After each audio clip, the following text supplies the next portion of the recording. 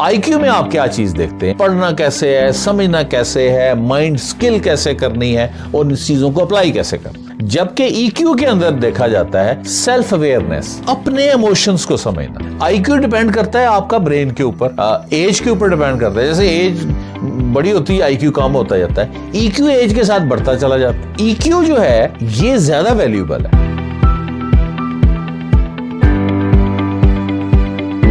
آج آپ کو اٹلی کی کہانی سنانی ہے. یہ کہانی سلیم اختر، پروفیسر سلیم اختر ڈھیرا کی کتاب کہانی آوارہ ہوتی ہے اس سے لی گئی. ایک دفعہ کا ذکر ہے کہ ایک شخص تھا، اس کے 3 بیٹے تھے. وہ بہت بوڑھا ہو گیا اور بیمار رہنے لگا. بیماری آہستہ آہستہ اس کی بڑھتی چلی گئی اور ایک دن اس نے اپنے 3 بیٹوں کو بلایا اور ان کو کہا کہ میں لگتا نہیں کہ اس بیماری سے میں صحت مند ہو جاؤں گا، تو وقت میرا قریب آ گیا ہے. تو یہ میں نے 3 اشرفیوں کے تھیلے ہیں جو میں نے کمائے تھے، تو میں نے آپ کے لیے رکھے ہیں، تو یہ لے لیں اور اپنا کوئی کام وام کر لیں. اس کے بعد اس کی ڈیتھ ہو گئی اور بچے اس کے رونے لگ پڑے اور بہرحال جو قسمت میں لکھا تھا وہ ہونا تھا. دن گزرتے گئے. وہ 3 بھائی جو ہیں آپس میں رہ رہے تھے مل جل کے اور ان کی فیملیز بھی. تو ایک دن بڑا بھائی کہتا ہے کہ کب تک ہم جو ان پیسوں پہ گزارا کریں گے، تو ہمیں کوئی کام وام کرنا چاہیے. تو جو درمیان والا بھائی ہے، دوسرے نمبر والا، وہ کہتا ہے کہ میں کوئی کام ڈھونڈتا ہوں. اگلے دن وہ تیار ہو کے شہر کی طرف چلا جاتا ہے. وہاں کام ڈھونڈتا ہے، کوئی کاروبار ڈھونڈتا ہے لیکن نہیں ملتا. شام کے وقت اس کو ایک گرجا گھر کے سامنے ایک پادری نظر آتا ہے. وہ تازہ ہوا لینے کے لیے پادری باہر کھڑا ہوتا ہے. تو یہ اپنی کیپ اتارتا ہے اور اس کو گڈ ایوننگ کہتا ہے. وہ بھی اس کو گریٹ کرتا ہے. پادری پوچھتا ہے کہ کدھر آئے ہو؟ اس نے بتایا کہ میں وہاں سے آیا ہوں اور میں کوئی کام وغیرہ کی تلاش میں ہوں. پھر پادری سے پوچھتا ہے کہ تمہارے تھیلے میں کیا ہے؟ تو وہ کہتا ہے یہ اشرفیاں ہیں، میرا باپ جو ہے وہ چھوڑ کر گیا ہے، تو میں اس سے کوئی کاروبار وغیرہ کرنا چاہتا ہوں. تو پادری کہتا ہے کہ میرے پاس بھی اشرفیوں کا ایک تھیلا ہے، تو تم ایسے کرو، میرے ساتھ کام کرنا شروع کر دو. شرط یہ ہے کہ تم نے غصہ نہیں کرنا. اگر تم نے غصہ کیا تو تمہارے اشرفیوں کا تھیلا جو ہے وہ میرا ہو جائے گا اور تمہیں کام سے فارغ کر دیا جائے گا. اگر میں نے غصہ کیا تو میرا تھیلا بھی تمہارا ہو جائے گا اور تم 2 تھیلے لے کے چلے جانا. تو وہ دوسرے نمبر والا بیٹا ہے اس بات پہ راضی ہو گیا.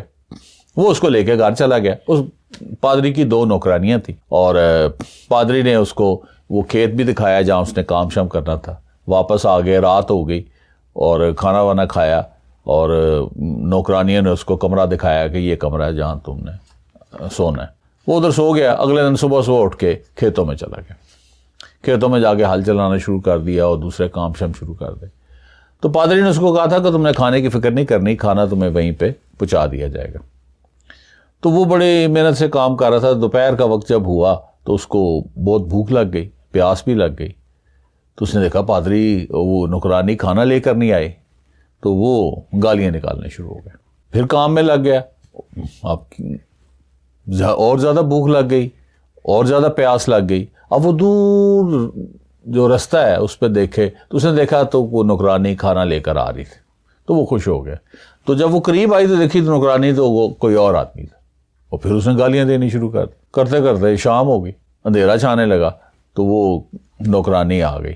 اس نے آتے کہا کہ بات یہ ہے کہ میں کپڑے دھو رہی تھی، میں بھول گئی، تو میں کھانا نہیں لا سکے. اس نے کہا چلو لے تو آئی. اس نے غصہ نہیں کیا. اس نے کہا کہ غصہ کروں گا تو پھر میں شرط ہار جاؤں گا. جب اس کا تھیلا کھولا تو اس میں سے ٹفن نکلا اور ٹفن کے اوپر بھی گھی بھی لگا ہوا. اس کو کھولا، زور لگایا، ادھر سے لگایا، ادھر سے لگایا، ادھر سے لگایا، وہ ٹفن نہیں کھولا. اور ٹفن اٹھا کے اس نے ادھر پھینکا اور ساتھ پھر اول خول بکنے لگا. اس کے بعد پیاس لگی تھی، بوتل کھولی، بوتل کے اوپر ڈھکنا لگا ہوا تھا. وہ کھولنے کی کوشش کی، وہ بھی نہ کھولا، اس نے پھینک دی. اس نے کہا یہ سب کیا ہے؟ اور نوکرانی کہتی میں ٹفن کا ڈبہ اس لیے بند کیا تھا کہ اس میں کیڑیاں یا مکھیاں نہ چلی جائیں، اور پانی کا اس لیے میں نے ٹائٹ کیا تھا کہ پانی رستے میں کہیں لیک نہ ہوتا رہے. وہ خیر اس نے پھینک دیا. اس نے کہا تم میں پادری کو آ کے دیکھ لیتا ہوں. وہ خیر نوکرانی چلی گئی. جب نوکرانی گئی تو وہ پادری اپنے گھر کے مین دروازے کے سامنے کھڑا تھا. تو نوکرانی کو دیکھ سوال کرتا ہے سناؤ کہ ہماری چال چلی کہ نہیں چلی؟ نوکرانی کہتی بالکل چل گئی. وہ تو غصے سے پاگل ہو رہا ہے، آ رہا ہے پیچھے سے. تھوڑی دیر بعد وہ بھی آ گیا, آنکھیں اس کی سرخ ہوئی, بول رہا ہے تم نے کھانا نہیں بھیجا, یہ نہیں بھیجا, وہ جو اس میں منہ میں آیا بولا پادری کو. پادری آ گیا چپ کر کے کھڑا اس کی بات سنتا. جب وہ بات ختم کر دی تو اس نے کہا بات سنو, تمہارا میرا شرط یہ لگی تھی کہ جس نے غصہ پہلے کیا وہ اشرفیوں سے ہاتھ دھو بیٹھے گا, تو تم نے غصہ کیا ہے, اب تمہیں اشرفیاں نہیں ملیں گی اور تم کام سے بھی فارغ. انہوں نے کہا بھاڑ میں گیا ہے تمہاری اشرفیاں اور بھاڑ میں گئی تو ہماری نوکری. او جناب گھر کی طرف چل. اب وہ گاؤں میں کہیں پہنچا, اس کو بھوک لگی ہوئی تھی, تھکا ہوا تھا, پیاسا تھا, وہ کھانا وانا دیا انہوں نے گھر والوں نے. پھر سارے بھائی اور ان کی ساری فیملی اکٹھی ہو گئی. اس نے بتایا کہ پادری نے میرے ساتھ یہ کیا وہ. یہ جب بات ہوئی تو بڑا بھائی کہتا ہے کہ نہیں, اب میں پادری کو سبق سکھاتا ہوں, میں جاتا ہوں. اگلے دن بڑا بھائی چلا گیا اسی طرح ہی. تو وہ گھر کے پادری کے گھر کے چکر لگاتا رہا. پادری جب باہر نکلا تو تھیلا لے کے تو چلا گیا. تو پادری نے کہا بھی کدھر جا رہے ہو؟ وہی بات اس نے کی. اس نے کہا بھی میرے پاس 2 تھیلے ہیں اور تمہارے پاس 1 تھیلا ہے. شرط لگانا ہی ہے, کام کرنا ہے لیکن غصہ نہیں کرنا. اگر تم نے غصہ کیا تو تمہارا تھیلا میرا ہو جائے گا, اور اگر میں نے غصہ کر لیا تو پھر تمہارا تھیلا تو تمہیں ملے گا, میرے 2 تھیلے بھی مل جائیں گے. وہی ہوا کام شام. وہ بڑے بھائی نے بھی غصہ کیا تو اس کا تھیلا بھی ادھر ہی رہ گیا. وہ بھی لڑ لڑ کے رات بھوکا پیاسا گھر پہنچ گیا. اب جب گھر پہنچے ہے نا تو پھر بادشاہت ہوئی. تو جو سب سے چھوٹا بیٹا تھا اس کا, جو ان کا بھائی تھا, اس نے کہا میں نے جانا ہے. تو بڑے بھائی نے کہا نہیں تمہیں جانے کی ضرورت نہیں. وہ جو چھوٹا بیٹا تھا وہ فزیکلی بھی بڑا, وہ گیم شو میں بھی بڑا حصہ لیتا تھا, اپنے گاؤں میں لوگوں کی مدد بھی بڑی زیادہ کرتا تھا, اور جو بڑے بزرگ ہیں ان کے پاس بیٹھ کے باتیں شاتیں بھی سیکھتا رہتا تھا, اور سمجھدار آدمی تھا, انٹیلیجنٹ تھا. لیکن بڑے بھائی اس کو سمجھتے, بڑے بھائی جیسے عموماً سمجھتے ہوتے ہیں کہ چھوٹا ہے وہ کچھ نہیں کر سکے گا. تو اس نے ضد کی چھوٹے نے. اس نے کہا نہیں میں نے جانا ہے. بہرحال وہ نا اس کی ضد کے آگے بے بس ہو گئے. اگلے دن وہ چھوٹا جو ہے وہ چلا گیا. وہ چلتا چلتا ایسے ہی گیا. آگے جناب پادری کھڑا تھا. پادری نے پوچھا بھی کدھر جا رہے ہو؟ کہتا جی کام کی تلاش میں آیا. کہتا کام تو میرے پاس ہے لیکن میری ایک شرط ہے کہ غصہ نہیں کرنا. اس نے کہا جی انہیں غصہ نہیں کرتا, تو آپ فکر نہ کریں. اگر غصہ تم نے کیا تو تمہارا اشرفیوں کا تھیلا میرا ہو جائے گا, نہیں تو میرے پاس 3 تھیلے. لالچ دیا اس نے, وہ تینوں تمہیں دے دوں گا. اس کو اتنا کانفیڈنس تھا پادری کو کہ وہ غصہ نہیں کرے گا. اس نے رکھ لیا. اب یہ گھر میں اندر چلا گیا, کھانا شانا کھایا تو پوچھا بھی کہ کام کیا کرنا ہے. اس نے کہا ادھر کر کے کھیت ہے تو کھیتوں میں تم نے کام کرنا ہے. اس کے بعد نوکرانیوں نے کمرہ دکھایا, وہ وہاں پہ سو گیا. صبح سے اٹھ کے کھیتوں میں چلا گیا. اچھا جب کھانا کھا رہے تھے نا اس وقت اس نے کیا کیا کہ کچھ روٹیاں ووٹیاں جو تھیں نا وہ اٹھائیں, وہ چپکے سے جیبوں میں ڈالنی شروع کر دی. پنیر بھی جیب شیب میں ڈال لی. اس کے بعد وہ سونے کے لیے چلا گیا. اگلے دن جب وہ کام پہ گیا تو کام جب کر رہا تھا تو دوپہر کا وقت ہوا, تھوڑی سی اس کو بھوک لگی تو اس نے وہ روٹیاں شوٹیاں کھا لی. پھر بھوک لگی, اس نے پنیر کھا لی. پھر اس کے بعد پھر اس کو کام کر رہا تھا, پھر بھوک لگی, چونکہ محنتی آدمی تھا, بڑا فزیکلی اسٹرانگ بھی تھا بڑا. تو اس کے بعد نا ایک ساتھ گاؤں میں چلا گیا, اور گاؤں میں جا کے جو اس کا وڈیرا ہے اس کو کہا جی میں پادری کا نا ملازم ہوں. تو انہوں نے بڑی آؤ بھگت کی, انہوں نے بھی کھانا کھلا دیا اور لسی وسی اس کو پلا دی. اور ساتھ جب چلنے لگا تو ایک برتن کے اندر لسی اس کو بھی دے دی کہ تمہیں ضرورت ہو, کھیت گرمی لگے تو یہ پی لینا. وہ لے کے آ گیا. شام کو وہ شام تک وہ لسی پیتا رہا. جب اندھیرا چھانے لگا تو نوکرانی آ گئی. اس نے دیکھا کہ وہ تھیلا اٹھایا ہوا کھانا پینا لے کے آ رہی. تو وہ آتے ہی اس نے کہا کہ میں بڑی معذرت خواہ ہوں کہ یہ اس نے بات اس کی سنی انسنی کر دی. اس نے کہا مجھے پتہ ہے تم کپڑے دھو رہی تھی اور بھول گئی. کوئی نہیں انسان بھول جاتا ہے, کوئی مسئلہ نہیں, آ گئی نا بس ٹھیک. وہ تھیلا کھولا, تھیلے میں سے ٹفن نکلا. ٹفن بڑا چکنا ٹائٹ ٹائپ ہے. اس کے پاس جو کھرپی ہے, کھرپی سمجھتی ہو کہ نہیں؟ ہاں جی, گارڈن ٹراول اس کو کہتے ہیں. ٹھیک ہے, میں نے جن لوگوں کو کھرپے کا نہیں پتا, کھرپی یا رمبا, گارڈن ٹراول اس کو کہتے ہیں. تینوں بتا دیے جو بھی آپ کو پتہ لگ گیا. تو اس کی نا نوک کے ساتھ اس نے نا ٹفن جو ہے اس کو ایسے رکھا, کٹک کر کے ڈھکنا ہو گیا, اور وہ کھانا شانا آرام سے کھا لیا. پھر اس نے بوتل نکالی. بوتل بھی کھرپی کی جو آگے نکر ہوتی ہے اس کے ساتھ بوتل کو ایسے کیا, وہ ڈھکنا میں اڑتا ہو گیا, گڑا گڑ پانی پی.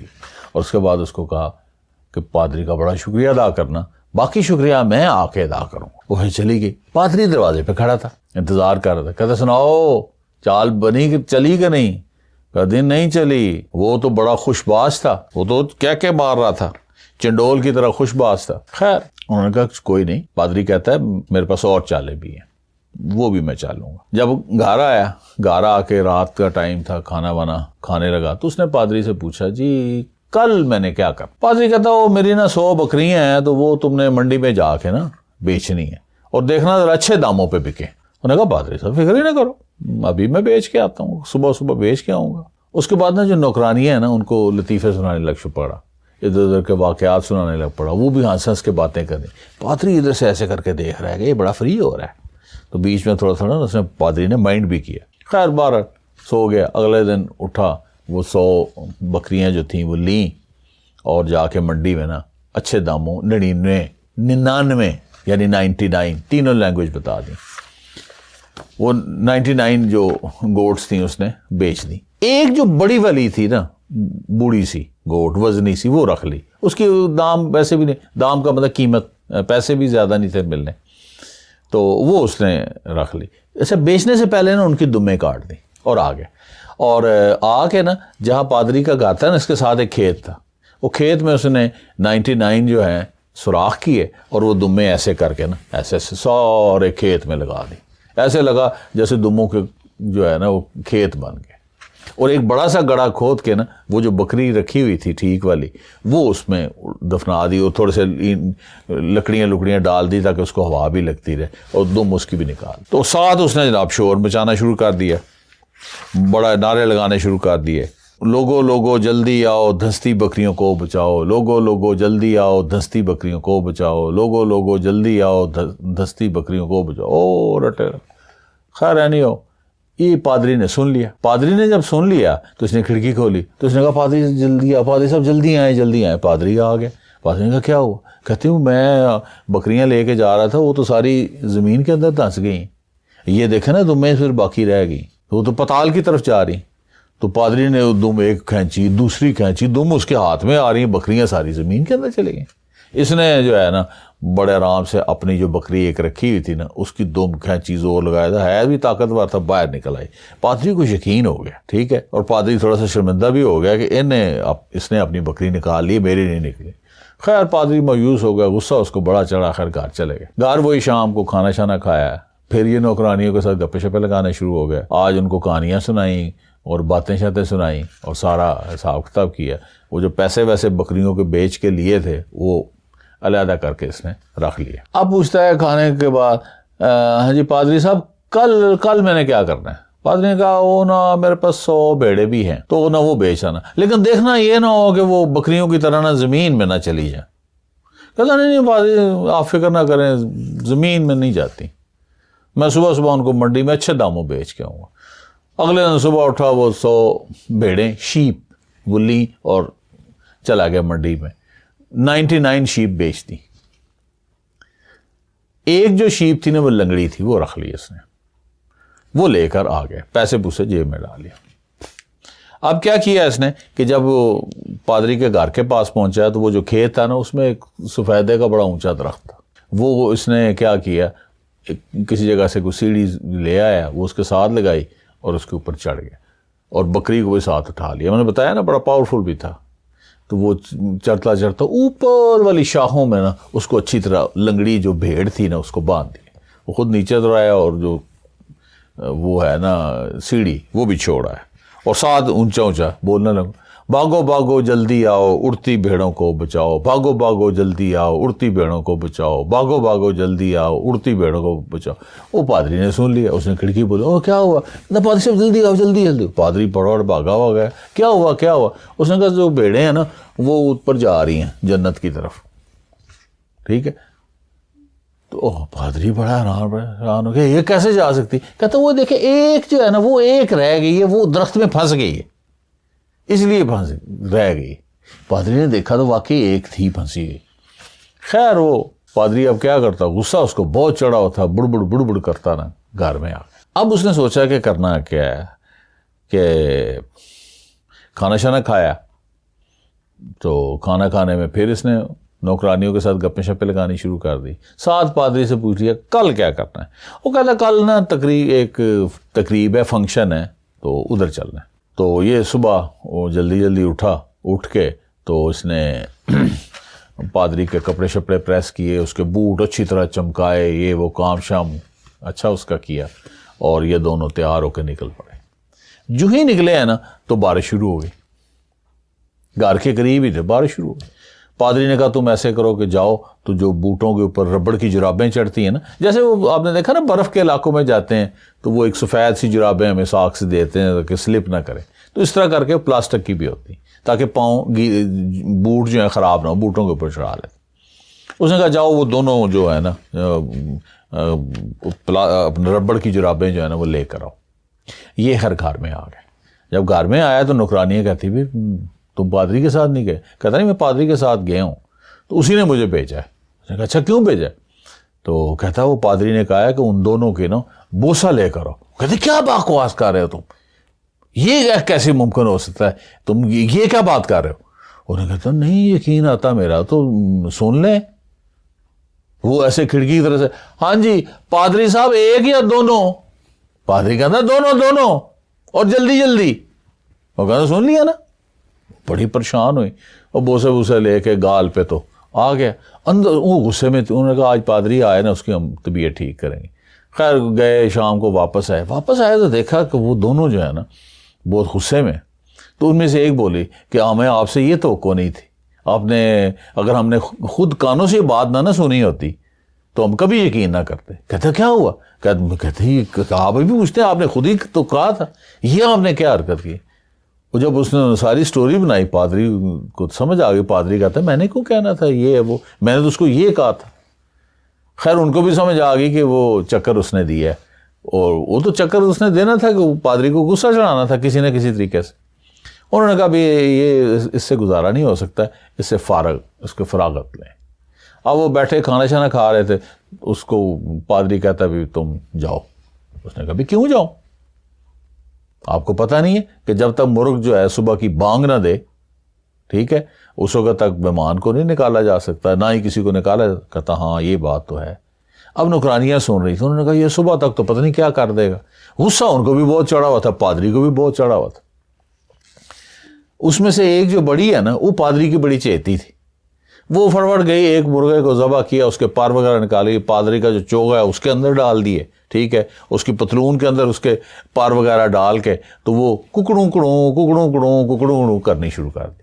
اب یہ پادری کے ساتھ بیٹھا کھانا کھا رہا تھا، پادری کہتا اوے دیکھو مرغ نے بانگ دے دی ہے۔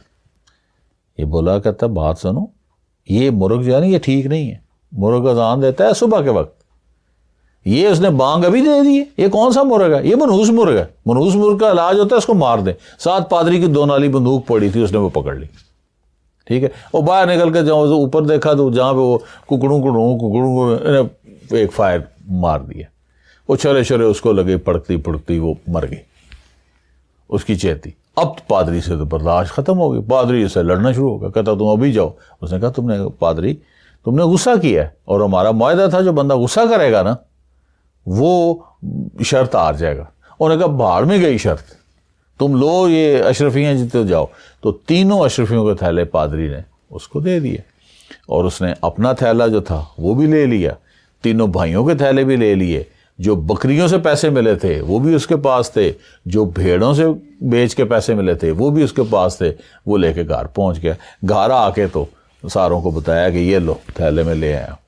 اب بڑا بھائی بڑا خوش ہو گیا، کہتا میں اپنے بچوں کو اچھے اسکول میں داخل کروں گا، ٹھیک ہے، اپنا بیوی کو زیور لے کے دوں گا۔ اور جو دوسرا نمبر والا بھائی تھا وہ کہتا اچھا میں مکان بناؤں گا، تو میں اچھا ٹانگا خریدوں گا۔ تو اس نے کہا نہیں ہم ایسے نہیں کریں گے، ہم ایسے کریں گے کہ ہم ایک کارخانہ چھوٹا سا لگائیں گے اور پھر اس کو آہستہ آہستہ بڑا کریں گے۔ ہمارے پاس اب اتنے پیسے ہیں تو اس سے ہمارے جو گاؤں کے لوگ ہیں ان کا بھی روزگار چل پڑے گا، ہمارا تو چلے گا ان کا بھی چل پڑے گا، اور اتنا کام چلے گا کہ ہمارے جو گاؤں کے ساتھ ساتھ جو شہر ہیں ان کے لوگ بھی آ کے ہم سے وہ کام کریں گے، ان کے گھر میں بھی روزی روٹی چلے گی۔ تو آہستہ آہستہ پھر یہ کارخانے کو ہم بڑا کرتے جائیں گے تو باہر والے شہروں والے ان کی بھی روزی روٹی کا بندوبست کریں گے۔ تو انہوں نے 2 بڑے بھائی نے کہا یہ ایسے ہی پاگل ہی ہے، اس سے جان چھڑاؤ، ٹھیک ہے۔ لیکن بہرحال اس نے کہا کہ میں اپنے حصے کا تو کارخانہ لگاؤں گا، آپ جو دل کرتا ہے کریں. بس یہ تھی جی اٹلی کی کہانی. کہانی ذرا لمبی تھی، اس کا مورل بھی تھوڑا سا لمبا ہے، اور معذرت چاہتا ہوں، کئی دفعہ کچھ چیزیں ایسی ہوتی ہیں جن کو ہم چھوٹا نہیں کر سکتے، مجبوری ہوتی، مجبوری ایسی ہوتی ہے کہ چیزیں چھوٹی کرنی چاہتے ہیں تو کر نہیں پاتے. اس کہانی کا میسج کیا ہے؟ بہت سارے مورل نکلتے ہیں، میں نے ایک آدھ بتانا ہوتا ہے اور باقی آپ نے خود سوچنا ہوتا ہے، چونکہ جب مورل نکالیں گے، سوچیں گے، تو وہ کہانی کا جو مزہ ہے وہ بھی آئے گا، اور ساتھ ساتھ فیکٹس جو ہیں، فن اور فیکٹس دونوں آنے چاہیے. اس کہانی کو پڑھ کے اور سن کے جو ذہن میں خیال پہلے آتا ہے کہ جو چھوٹا بھائی ہے اپنے آئی کیو کی وجہ سے، آئی کیو کہتے ہیں انٹیلیجنٹ کوشنٹ کو، ٹھیک ہے، انٹیلیجنس جس سے میئر ہوتی، تو لگتا ہے کہ اس نے اپنے آئی کیو سے پادری کو شکست دی، اپنی انٹلیکٹ سے، آئی کیو سے. لیکن بات حقیقت اس سے الٹ ہے. چھوٹے بھائی کی کامیابی کا راز جو ہے آئی کیو نہیں ہے بلکہ ای کیو میں تھا. کہانی میں کیا بات کی گئی ہے کہ پادری کی کیا شرط تھی کہ جس نے غصہ کیا وہ ہارا، اور جو دو بڑے بھائی ہیں انہوں نے غصہ کیا تھا اور دونوں شرط ہار گئے، اور جو چھوٹا تھا تیسرے نمبر والا اس نے غصہ کنٹرول کیا، اور پادری اور نوکرانیوں کو غصہ اس نے دلایا اور شرط جیت گیا. اور شرط جیتنے کے ساتھ ساتھ بکریوں اور بھیڑوں کی جو کمائی تھی وہ بھی اس کو مل گئی. جو اینگر ہے اس کو، غصے کو صدیوں سے ڈسٹرائر کہا جا رہا ہے. ماضی بعید سے لے کر دور جدید تک ہر ایک نے اینگر یعنی غصے کے نقصان کو واضح کیا. مہاتما بدھ نے 2500 سال پہلے کہا تھا، You will not be punished for your anger. You will be punished by your anger. کہ تمہارے جو اینگر ہے، جو غصہ ہے، ٹھیک ہے، وہ خود تمہیں سزا دے دے گا. غصے کی وجہ سے تمہیں اور کوئی نہیں سزا دے گا، وہ غصہ خود ہی دے لے گا. یعنی غصہ نقصان پہنچاتا ہے. اور ایک اور بندے کی بڑی اچھی کوٹیشن ہے، وہ بھی میں بتا دیتا ہوں کہ anger does not solve anything. It builds nothing. But it can destroy everything. کہ غصہ جو ہے، اینگر جو ہے، وہ پرابلم سالو نہیں کرتا، وہ کسی چیز کو بناتا نہیں ہے بلکہ ہر چیز کو ڈسٹرائے کر دیتا ہے. اب ڈیلی لائف میں کیا دیتا ہے، بندے کو غصہ چڑھتا ہے، گلاس اٹھایا، تھرل مارا، گلاس ٹوٹ گیا. آج کل تو موبائل ہاتھ میں ہوتا ہے، غصہ چڑھے تو موبائل ہی مار دیں کسی کو، موبائل صاحب ادھر جا رہے ہوتے ہیں. اور نہیں تو غصے میں آ کے بندہ پاؤں ہی میز کو مارتا ہے، ٹھڈا جس کو کہتے ہیں، اور اپنا پیر ہی زخمی ہوتا ہے. وہ ڈسٹرائے نہیں کر، خود اپنے آپ کو ڈسٹرائے کر رہے ہوتے ہیں. اور مارک ٹوین کی ایک بہت ہی پیاری کوٹیشن ہے، بڑی دفعہ پڑھی ہے، بڑی دفعہ سنی ہے، وہ بھی، anger is an acid that can do more harm to the vessel in which it is stored than to anything on which it is poured. کہ جو غصہ ہے وہ کسی پہ پور کریں وہ اس کو اتنا نقصان نہیں دیتا، بلکہ جس کے اندر ہوتا ہے اس کو نقصان دیتا ہے. تو اس سٹوری میں ہم دیکھتے ہیں کہ جو غصہ ہے وہ غصہ کرنے والے کو ہی تباہ کر رہا ہے. دونوں بڑے بھائیوں نے غصہ کیا، اپنے آپ کو نقصان پہنچایا. پادری اور نوکرانیوں نے غصہ نہیں کیا تو بچ گئے. اچھا، میں نے کہا تھا کہ جو چھوٹا ہے وہ آئی کیو کی وجہ سے نہیں بلکہ ای کیو کی وجہ سے سکسیسفل ہوا. یہ بات ایسے سمجھ نہیں آئے گی، اس کو سمجھنے کے لیے ماضی میں جانا پڑے گا. 1912 میں جرمنی میں ایک سائیکالوجسٹ تھا ولیم سٹرن. اس نے آئی کیو کی ٹرم متعارف کی تھی، انٹیلیجنٹ کوشنٹ، ٹھیک ہے، mental age by divided by physical age multiply by 100. ٹھیک ہے. اور بتایا تھا کہ دنیا کے جو مسائل ہیں اور جو کامیابی کی کنجی ہے وہ ہائی آئی کیو کے اندر ہے, اور لوگ بھی یہی سمجھتے رہے 1912 سے لے کر 1983 تک. اور اس نظریے کو, جس میں یہ کہا گیا تھا کہ جتنا آئی کیو زیادہ ہوگا, جتنی انٹیلیجنس زیادہ ہوگی, اتنی زیادہ سکسیسز ملیں گی, پرابلم سالو ہوں گے. اس کو پہلا جھٹکا جو لگا ہے وہ لگا ہے 1983 کے اندر, جب ایک امریکی psychologist Howard Gardner, Harvard university میں یہ پروفیسر تھا, اس نے تھیوری آف ملٹیپل انٹیلیجنس دی, اور اس نے کہا کہ یہ انٹیلیجنس ایک ہوتی ہی نہیں ہے, آپ آئی کیو کر رہے ہیں, ایک نہیں ہوتی بلکہ یہ 8 قسم کی ہوتی. اس نے بڑی بتایا نیچرل انٹیلیجنس ہوتی ہے, لاجیکل انٹیلیجنس ہوتی ہے, لنگوسٹک, بڑی ہیں اس کی 8 قسمیں, یہاں بتانے کا فائدہ نہیں ہے. اور اس کے بعد اس نظریے کو جو ڈیتھ بلو ملا ہے وہ 1990 میں ملا ہے, جب 2 امریکی جو سائیکالوجسٹ ہیں, پیٹر سیلوے اور دوسرے کا نام ہے جان ڈی میئر, یہ 2 سائنٹسٹ تھے. انہوں نے ای کیو کی ٹرم یعنی ایموشنل کوشنٹ یا ایموشنل انٹیلیجنٹ کی ٹرم کو انہوں نے متعارف کیا.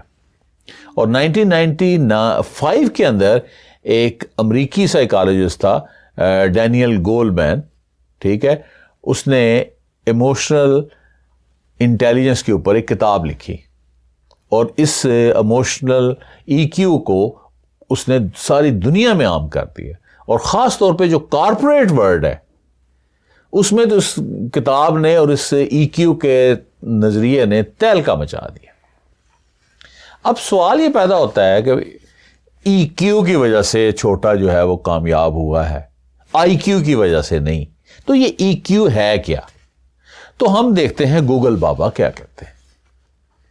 گوگل بابا کہتے ہیں کہ it is the ability to monitor one's own and others' feeling and emotions and to discriminate among them and to use this information to guide one's thinking and action. Google بابا تھوڑی سی بات تو مشکل کرتے ہیں نا, اس کو میں ذرا آسان کر دیتا ہوں. اس ساری جو اسٹیٹمنٹ ہے, ایموشنل کوشنٹ کیا ہے؟ اپنے ایموشنز کو سمجھنا, دوسرے کے ایموشنز کو سمجھنا, اپنے اور دوسرے کے ایموشنز کو میں فرق کرنا, اور پھر جو انفارمیشن ملی ہے اس کی روشنی میں عمل کرنا. آئی کیو سے کیسے ڈفرنس ہے؟ آئی کیو میں آپ کیا چیز دیکھتے ہیں؟ آئی کیو 5 چیزیں مین آپ دیکھتے ہیں. میتھمیٹکس دیکھتے ہیں, لاجک دیکھتے ہیں, ریزننگ دیکھتے ہیں, پیٹرن آف ریکگنیشن دیکھتے ہیں, اور پرابلم سالونگ سکل دیکھتے ہیں کہ بھئی پڑھنا کیسے ہے, سمجھنا کیسے ہے, مائنڈ سکل کیسے کرنی ہے, اور ان چیزوں کو اپلائی کیسے کرنا. جبکہ ای کیو کے اندر دیکھا جاتا ہے سیلف اویئرنیس, اپنے ایموشنز کو سمجھنا. دوسرے نمبر پہ دیکھا جاتا ہے سیلف ریگولیشن, ان آپ کے جو ایموشنز ہیں جو آپ نے سمجھ لیے ہیں, ان ایموشن سے کام کیسے لینا ہے. پھر تیسرے نمبر پہ آ جاتا ہے ایمپیتھی. ایمپیتھی یہ ہے کہ دوسروں کے ایموشنز کو سمجھنا. پھر آ جاتی ہے سوشل سکل, کہ سوسائٹی جو ہے, جو سارے لوگ ہیں, اور آپ کے ایموشن اور سوسائٹی کے ایموشن میں کیسے آپ نے گزرنا ہے. جیسے موٹر سائیکل والے نہیں جیل روڈ پہ دیکھے, ایسے ایسے کر کے نکل کے جاتے ہیں, یعنی دوسروں کے ایموشنز کو چھیڑے بغیر آپ نے کیسے رستے اپنے نکالنے. سوشل جینیس آپ کو ہونا چاہیے. پھر ہے موٹیویشن, کہ خواہ کتنے برے حالات ہوں, ٹھیک ہے, آپ نے اپنا موٹیویشن لیول, اپنی اسپرٹ کو ہائی لیول پہ ہی رکھنا ہے. تو دونوں آئی کیو اور ای کیو ڈیپینڈ تو 5 چیزوں پہ کر رہے ہیں. آئی کیو ڈیپینڈ کرتا ہے آپ کا برین کے اوپر, ایج کے اوپر ڈیپینڈ کرتا ہے. جیسے ایج بڑی ہوتی ہے آئی کیو کم ہوتا جاتا ہے, ای کیو ایج کے ساتھ بڑھتا چلا جاتا ہے. تو ای کیو جو ہے یہ زیادہ ویلیوبل ہے. کیسے زیادہ ویلیوبل ہے؟ یہ ایک سفنکس ریڈل ہے. مجھے اب یاد آ رہا ہے کہ ایک سوین برن یونیورسٹی ہے آسٹریلیا کی, وہاں پہ اسٹڈی ہوئی اسی ٹاپک پہ کہ ای کیو جو ہے وہ ویلیوبل ہے یا آئی کیو ویلیوبل ہے.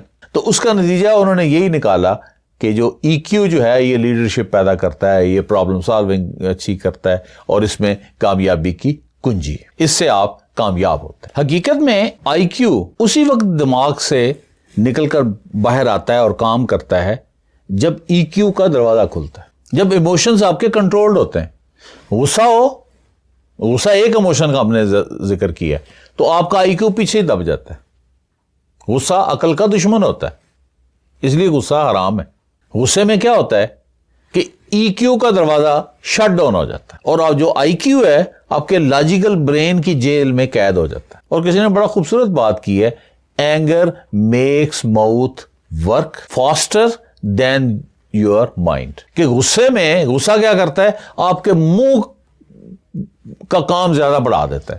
منہ سے اور کھول بکتے ہیں, ناک پھلا لیتے ہیں, منہ سجا لیتے ہیں, آنکھیں بڑی کر لیتے ہیں, سارا کام ادھر آ جاتا ہے, اور جو مائنڈ ہے نا وہ پیچھے چلا جاتا ہے. اب کہانی کے اندر 4 کردار ایکٹیو ہیں اور 2 کردار پیسیو ہیں.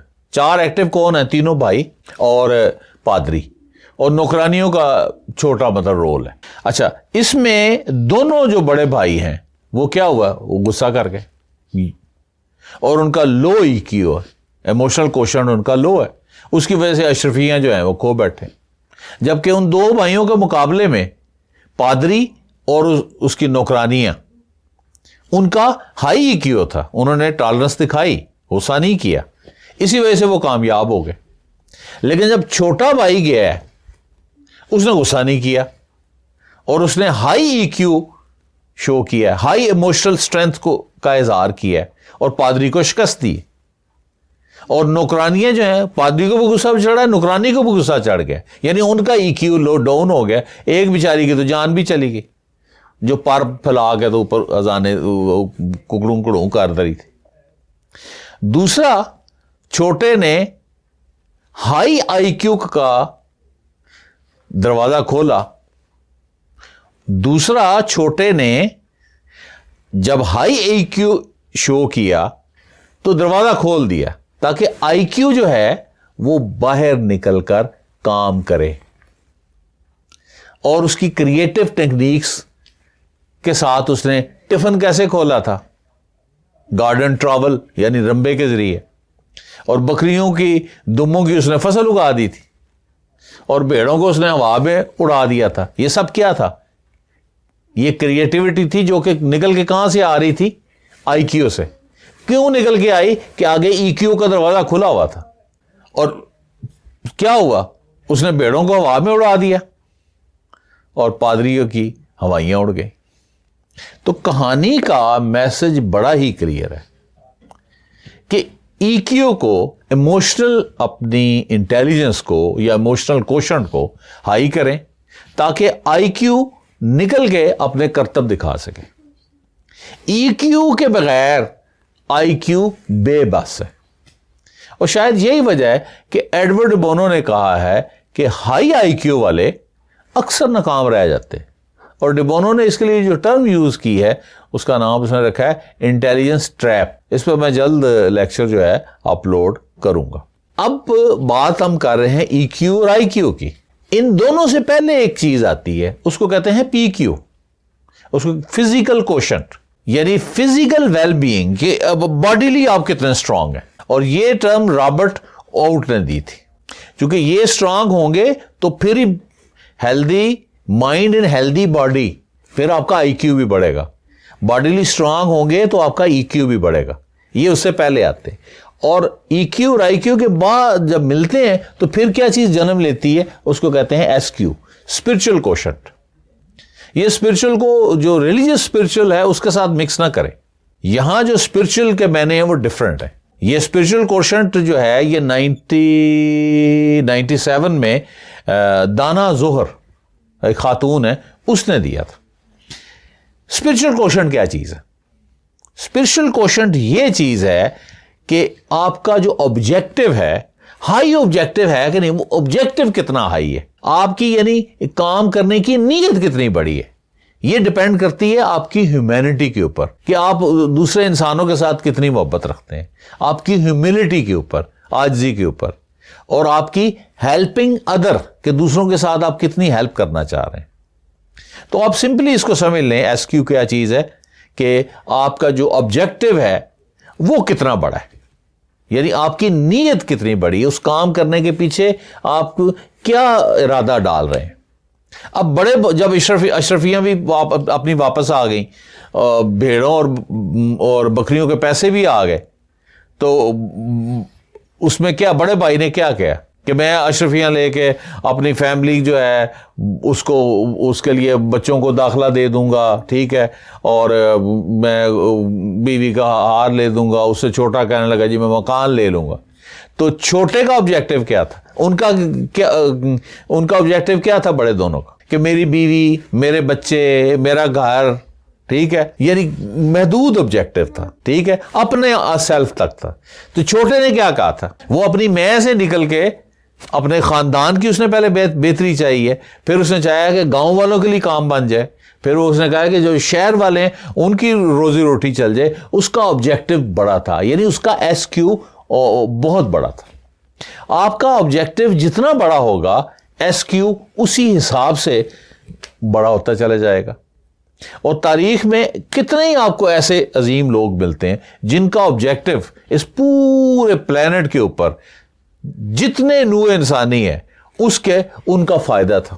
تو گویا اٹلی کی اس کہانی میں میسج بہت ہی کلیئر ہے۔ پی کیو فزیکل کوشنٹ، کہ فزیکل ویل بینگ، اور اس کے بعد آئی کیو انٹیلیجنس، اور اس کے بعد ای کیو ایموشنل انٹیلیجنس، اور اس کے بعد S Q spiritual quotient, spiritual intelligence. تو یہ چاروں چیزیں ہوں گی تو آپ بلندیوں کو چھوئیں گے۔ گو اس میں جو بات مین جو فوکس ہے وہ ای کیو کے اوپر، اسی لیے میں نے ای کیو کے اوپر جو ہے وہ زیادہ بات کی ہے، اور کمنگ لیکچر میں میرے خیال میں ان کو دوبارہ پی کیو، آئی کیو، ای کیو اور ایس کیو کو بیان کروں گا۔ And I hope you have enjoyed this story and its message.